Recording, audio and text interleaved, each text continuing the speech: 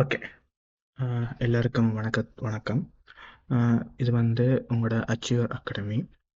நாங்கள் இப்போ பார்க்க போகிறது ஐசிடி பாடம், அதாவது தகவல் தொடர்பாடல் தொழில்நுட்பவியல் தரம் 10க்குரிய 2ஆம் தவணைக்கான முதல் பாடத்தை பற்றி பார்க்க போகிறோம். அதாவது கணனியில் தரவுகள் எடுத்து காட்டப்படும் முறைகளை பற்றி பார்க்க போகிறோம். அது என்ன கணனியில் தரவுகள் எடுத்து காட்டப்படும் முறைகள்ன்றா, நாங்கள் எல்லாரும் கணனி யூஸ் பண்ணுறோம். ஓகே, கம்ப்யூட்டரை பயன்படுத்துகிறோம். ஆனால் கம்ப்யூட்டர் எப்படி தரவுகளை முறைவழிப்படுத்துது என்றதை பற்றியான விளக்கம் எங்களுக்கு கொஞ்சம் கொஞ்சம் தான் இருக்கு. ஏனெண்டா இது 8ஆம் ஆண்டில் நீங்கள் முதலாம் பாடத்துலேயும் இதே பாடத்தை கொஞ்சம் பேசிக்காக படிச்சிருப்பீங்க. இப்போ இதில் என்னட்டா, எங்களோட கணனி ஓகேண்ணே. இப்போ எங்களோட கணனி நாங்கள் கணனிக்கு தரவுகளை மறைவுறுத்தலாம். அதாவது இன்புட்ன்னு சொல்கிறது. இன்புட்டை நாங்கள் எழுத்துக்களில் கொடுக்குறோம். அதாவது ஏபிசி அல்லது நாங்களோட தமிழ் எழுத்துக்கள் அல்லது நம்பர் அல்லது ஃபோட்டோ, இவ்வளவும் கணனிகளில் நாங்கள் ஒரு எழுத்து வடிவத்தில் கொடுக்குறோம். ஆனால் கணனி இதை இப்படித்தான் விளங்கிக் கொள்ளுமெண்டா இல்லை. கணனி இதை எப்படி விளங்கிக் கொள்ளுமெண்டா எண்முறைமை ரீதியாக தான் விளங்கிக் கொள்ளும்.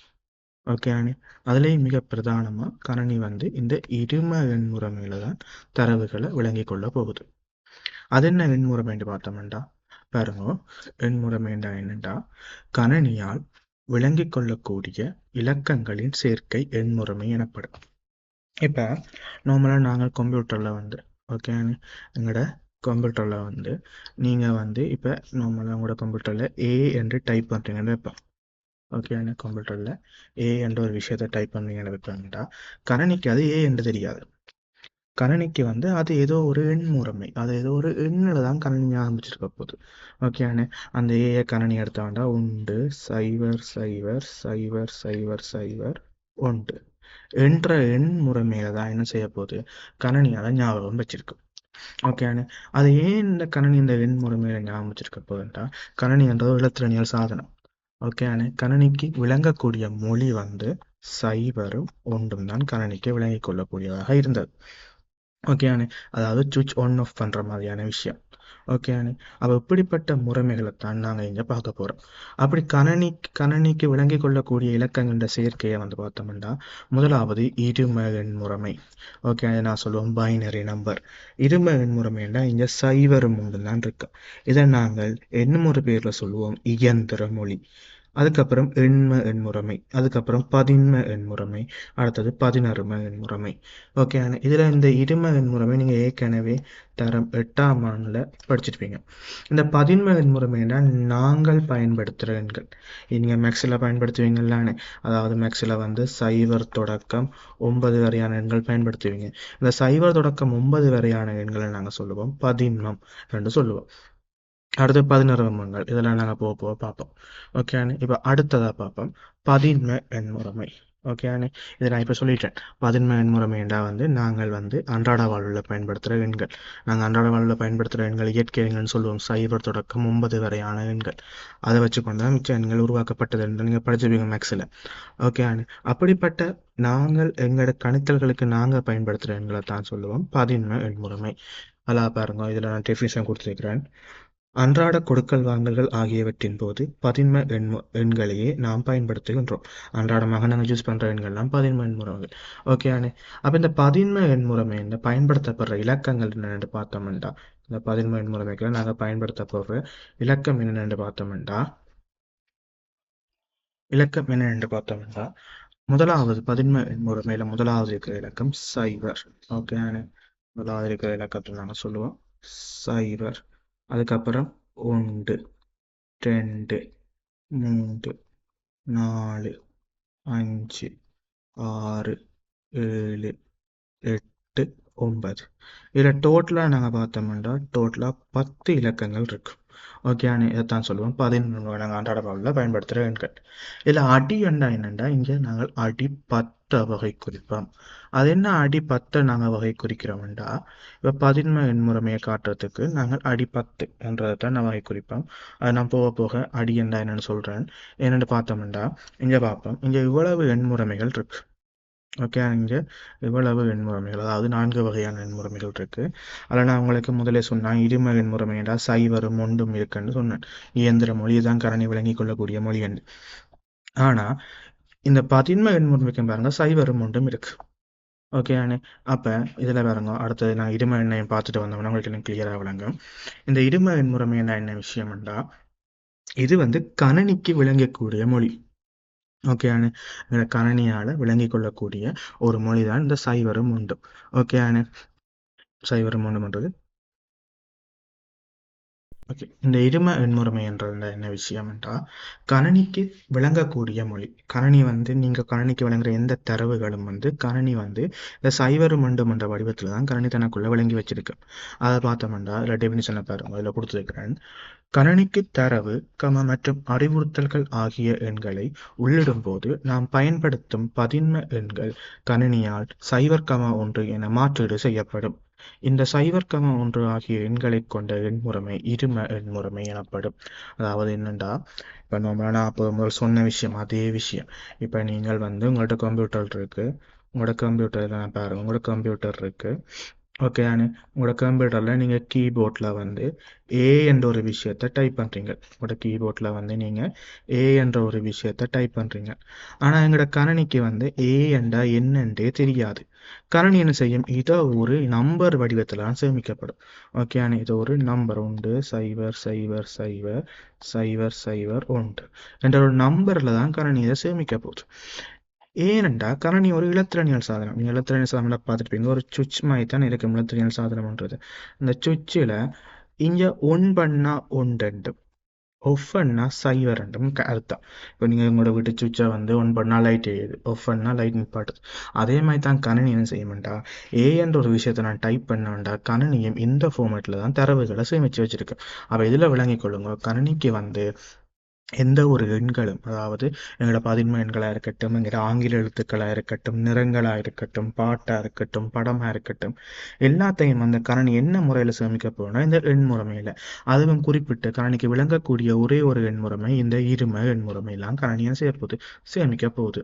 இந்த இரும எண் முறைமையில் பயன்படுத்தக்கூடிய இலக்கங்கள் 2 இலக்கம் உண்டு, 0 மற்றவர் உண்டு. ஓகேண்ணே. இவருண்ட அடி வந்து 2. அது என்ன அடி என்றா, நான் ஏற்கனவே சொன்னான், எங்களோட பதின்ம எண்முறைமைக்கு அடி 10. இந்த பதின்ம எண்முறைமைக்கு பார்த்தோம்னா 0 தொடக்கம் 9 வரையான இலக்கங்கள் இருக்கு. ஆனால் இந்த இரும எண்முறைமைக்கு பார்த்தோம்னா 0ம் 1ம் இருக்கு. அப்போ 2 பேருக்குள்ளேயும் பாருங்க 0 1ம் பொதுவாக இருக்கிறேன். இப்போ 2 பேருக்குள்ளேயும் 0ம் 1ம் பொதுவாக இருக்கண்டா, இப்போ பார்ப்போம். இப்படி ஒரு இலக்கம் வைக்கிறேன். இது வந்து இரும எண்முறைமையா பதின்ம எண்முறைமையோட ஒரு பிரச்சனை ஒன்று வரப்போகுது. ஏன், ஒன்று வந்து இருமத்துக்கிளையும் இருக்கு, பதின்மத்துக்கையும் இருக்கு. 0 இருமத்துக்கையும் இருக்கு, பதின்மத்துக்கையும் இருக்கு. ஆகவே இங்கே ஒரு குழப்பம் வரப்போகுது. அப்போ நான் இந்த குழப்பத்தை நிவர்த்தி செய்யறதுக்கு தான் நான் அடியை பயன்படுத்துவேன். இப்போ இது 10 இருந்தா, இப்போ 1 0 அடி 2 இப்படி கீழே நாங்கள் எழுதுவோம். இப்படி போட்டா இது வந்து இரும எண்முறைமையை சார்ந்தது. இது வந்து என்ன எண்முறைமை சார்ந்தது? இரும எண்முறைமை சார்ந்தது. இதே 10 அடியும் 10 இருந்தா இது பதின்ம எண்முறைமையை சார்ந்தது. இது பதின்ம எண்முறைமையை சார்ந்தது. அப்ப இந்த அடி என்றது அந்த எண்முறைமையை வகை குறிக்க நாங்க பயன்படுத்துறதுதான் இந்த அடி. ஓகே. அடுத்தது பார்க்க போறோம். ஓகே, அடுத்தது பார்ப்போம். எண்முறைமைகள், எண்முறைமையை பற்றி பார்க்க போறோம். எண்முறைமை என்றா என்ன விஷயம் என்றா, 0 தொடக்கம் 8 வரையான இலக்கங்களை கொண்டிருக்கும். இங்க இருக்க போற இலக்கம் 0, 1, 2, 3, 4, 5, 6, 7, 8 வராது இங்க. சாரி, 0 தொடக்கம் 7 வரையான எண்களை மட்டும்தான் இங்கே கொண்டிருக்க போகுது. ஏன், இப்போ இதில் டோட்டலாக எண்ணி பாருங்க, 1, 2, 3, 4, 5, 6, 7, 8, 8 இலக்கம் சரியா இருக்கு. அப்போ 0 தொடக்கம் 7 வரையான எண்களை கொண்டதைத்தான் நாங்கள் சொல்லுவோம் எண்ம எண்முறைமை என்று. இங்கே வந்து நாங்கள் அடிய 8 வகை குறிப்போம். அப்போ ஒரு இலக்கம் இருக்கு 234, அடி 8 இங்க அடி 8 இருக்கிறபடியா இவரை நாங்கள் சொல்லுவோம் எண்ம எண்முறைமைக்குள்ள அடங்கும் என்று சொல்லுவோம். அடுத்து நாங்கள் பார்க்க போகிறது 16 எண்முறைமை. அது என்ன 16 எண்முறைமை என்றா, இங்கே வந்து 16 எண்கள் இருக்க போகுது. இப்போ பார்த்தோம்னா நாங்கள் 16 எண்முறைமைக்கு 0 தொடக்கம் 9 வரைக்கும். இப்போ இதில் ஏன் பார்ப்போம், 16 எண்முறைமைக்கு முதல்ல 0, 1, 2, 3, 4, 5, 6, 7, 8, 9. இப்போ 10 வருமானு கேட்டால் 10 வராது. இந்த ஒன்றும் செயல் தான் 10 இருக்கு.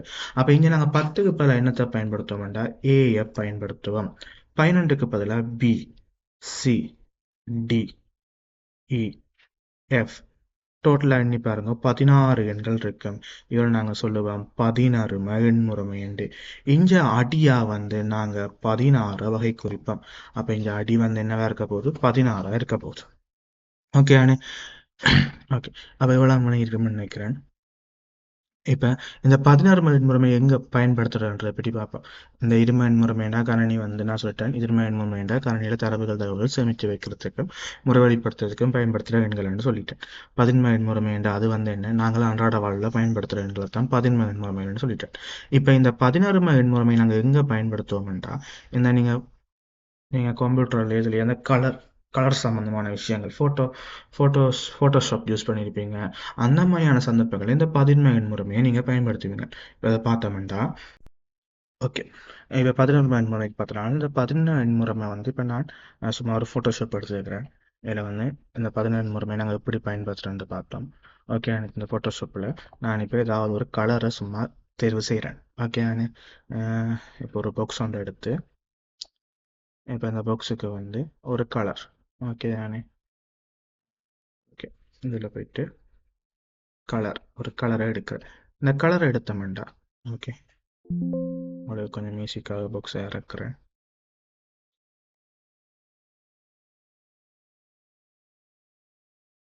ஓகே, கலர் எடுக்கிறேன். இந்த நான் கலரை மாற்ற இங்கே மாறப்போகுது. அப்போ இதில் பாருங்க, இந்த பாக்ஸில் இதில் பாருங்க ஆர்ஜிபி என்ற விஷயம் இருக்கு. இதில் பாருங்க இந்த 40 409 பி 9 என்று இருக்கு. இப்போ இந்த 16 முறைமை இங்கே என்னண்டா, இந்த ஆறில் பாருங்க, இந்த இது வந்து 16 முறைமை. இது வந்து என்ன முறைமையில் இருக்கு? 16 முறைமையில் இருக்கு. உதாரணமாக நான் இங்கே இதில் வந்து இங்கே பி என்று இருக்கு பாருங்க. பி என்றா என்னன்னு பார்த்தோம், 4 எங்களுக்கு தெரியும். 9 பி என்றா என்ன விஷயங்களும் தெரியும். இப்போ இந்த ஆறில் வந்து 74 கொடுத்தா இங்கே பாருங்க 4A என்று மாறுது.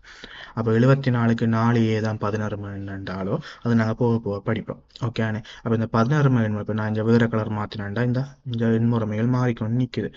ஓகேண்ணே, 16 எண்முறைமைகள்லாம் மாறிக்கொண்டு நிற்குது. அப்போ இதுதான் 16 முறைமை எங்களோட கணனியில் வந்து இந்த கலர்களுக்கு நாங்கள் பயன்படுத்துகிற முறை. ஓகேண்ணே, இவ்வளோ விளங்கி கொண்டு நினைக்கிறேன். மிச்சம் வந்து நாங்கள் பிறகு பார்ப்போம்.